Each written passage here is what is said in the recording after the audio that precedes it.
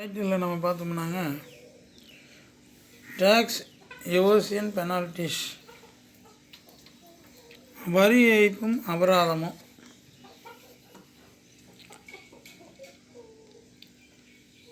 If a person willfully commits the act of tax evasion, he may face and blank charges. ஒரு நபர் வரி ஏய்ப்பு செயலை முழுமையாக செய்தால் அவர் மோசமான குற்றச்சாட்டுக்களை சந்திக்க நேரிடும்.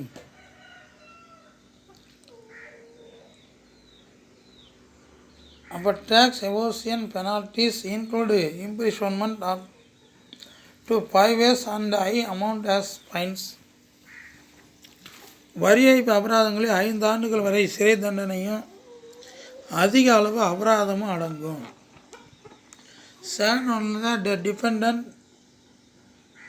may also be ordered to pay for the cost of and prosecution. பிரதிவாதிகள் வழக்கு விசாரணைக்கான செலவுகளை செலுத்த உத்தரவிடப்படலாம். Tax evasion penalties can be and as depending on the severity of the crime.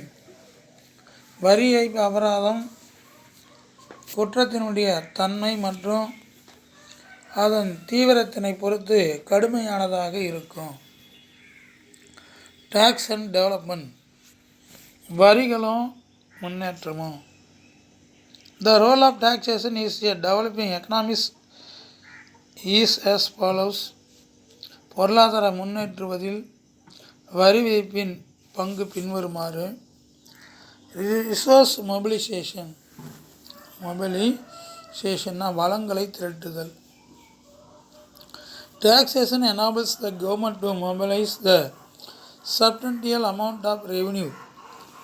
வரி விதிப்பு அரசாங்கத்திற்கு கணிசமான அளவிற்கு வருவாய் திரட்டுவதற்கு உதவுகிறது.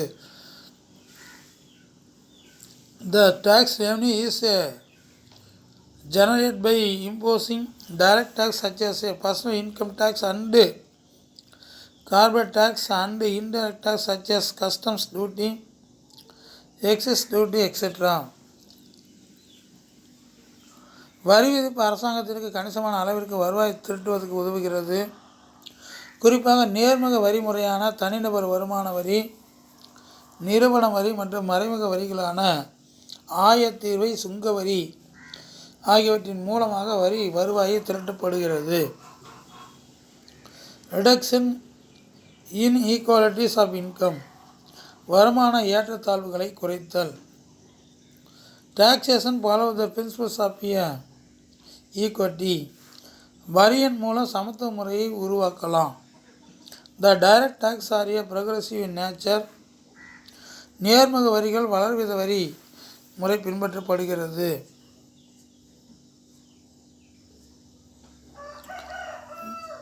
Also charged and indirect tax such as tax on luxury goods is also progressive in nature. அதே போல சில மறைமுக வரியான ஆடம்பர பண்டங்கள் மீது விதிக்கப்படும் வரி வளர்வித வரியின் தன்மையுடையதாகும். நெக்ஸ்ட் ஒன் சோசியல் வெல்ஃபேர், சமூக நலன்.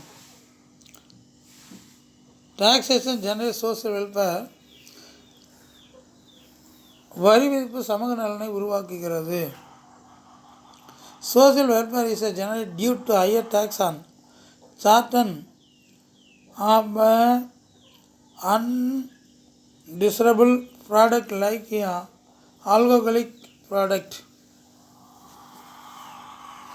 சில விரும்பத்தகாத பொருட்களான மதுபானங்கள் போன்ற பொருட்கள் மீது அதிகமாக வரி விதிப்பதன் மூலம் சமூக நலன் பாதுகாக்கப்படுகிறது. ஃபாரின் எக்ஸ்சேஞ்ச் அப்படின்னாங்க அந்நிய செலாவணி. Taxation encourage export and restrict imports. Generally, developing countries and even the developed countries do not impose tax on export items. வரி விதிப்பு ஏற்றுமதியை ஊக்குவிப்பதுடன் இறக்குமதியை தடுக்கிறது. பொதுவாக வளரும் நாடுகள் மற்றும் வளர்ந்த நாடுகளும் ஏற்றுமதி பொருட்களுக்கு வரிகளை விதிப்பதில்லை. நெக்ஸ்ட் ரீஜனல் டெவலப்மெண்ட் அப்படின்னா வட்டார முன்னேற்றம். Taxation play an important role in regional development. Tax incentives such as a tax holidays for a setting up industries in backward regions, which induces business firms to set up industries in such regions. வட்டார வளர்ச்சியில் வரி விதிப்பு முக்கிய பங்கினை வகிக்கிறது.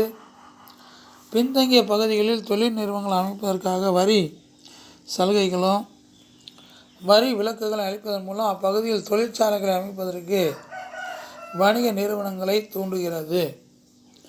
Control of inflation, பணவீக்கத்தை கட்டுப்படுத்துதல். Taxation can be used as an instrument for controlling inflation.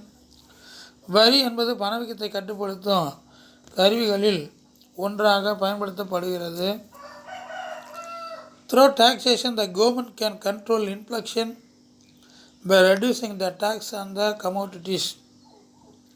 அரசாங்கம் பண்டங்கள் மீதான வரி விகிதத்தை குறைப்பதன் மூலம் பணவீக்கத்தை என்ன பண்ணலான்னா கட்டுப்படுத்த முடியும். நெக்ஸ்ட் பாக்ஸில் பாருங்கள், difference between tax and other payment. First நம்ம பார்ப்போம் டேக்ஸு.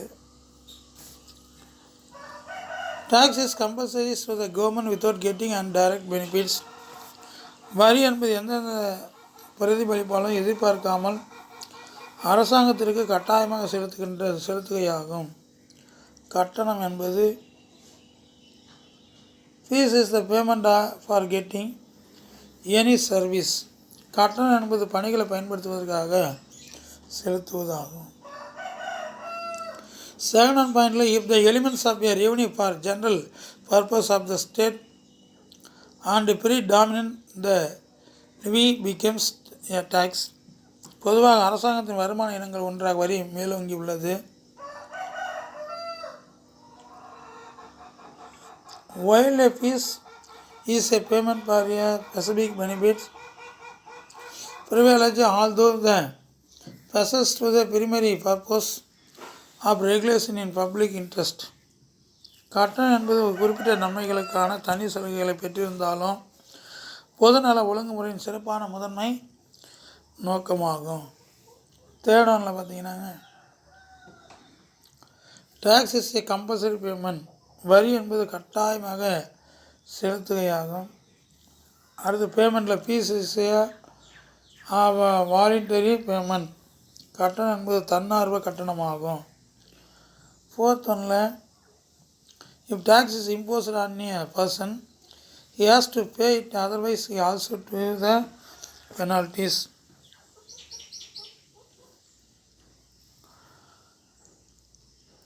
அப்போ ஒரு தனிப்பட்ட நபரின் மீது வரி விதிக்கப்பட்டால் அதனை அவர் செலுத்த வேண்டும், இல்லையெனில் அவர் தண்டிக்கப்படுவார். On the other hand, fees is not paid if the person do not want to get the service. மாறாக பணிகளை பெற விருப்பமில்லை எனில் கட்டணம் செலுத்த தேவையில்லை. Fifth one, in this case taxpayer does not expect any direct benefit. வரி செலுத்துவோர் நேரடியாக எந்த சலுகையை எதிர்பார்க்க முடியாது. Fees payer can get direct benefit for a paying fees. கட்டணம் செலுத்துவதன் மூலம் நுகர்வோர்கள் நேரடியாக சலுகைகளை பெறுகின்றனர்.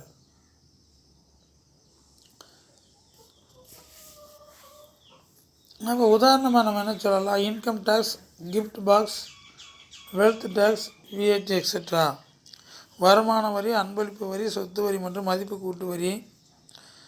அடுத்து பேமெண்ட்டில் எக்ஸாம்பிள் நம்ம பார்த்தோம்னாங்க ஸ்டாம்ப் ஃபீஸ், கட்டணம் செலுத்துவதன் மூலம் நுகர்வோர் நேரடியாக சலுகைகளை பெறுகின்றன பார்த்தோம். முத்திரை வரி, டிரைவிங் லைசன்ஸ் ஃபீஸு, ஓட்டுநர் உரிமை கட்டணம்.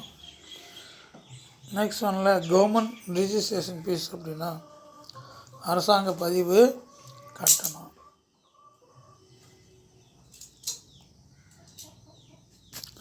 Advance happy Deepavali. தேங்க்யூ.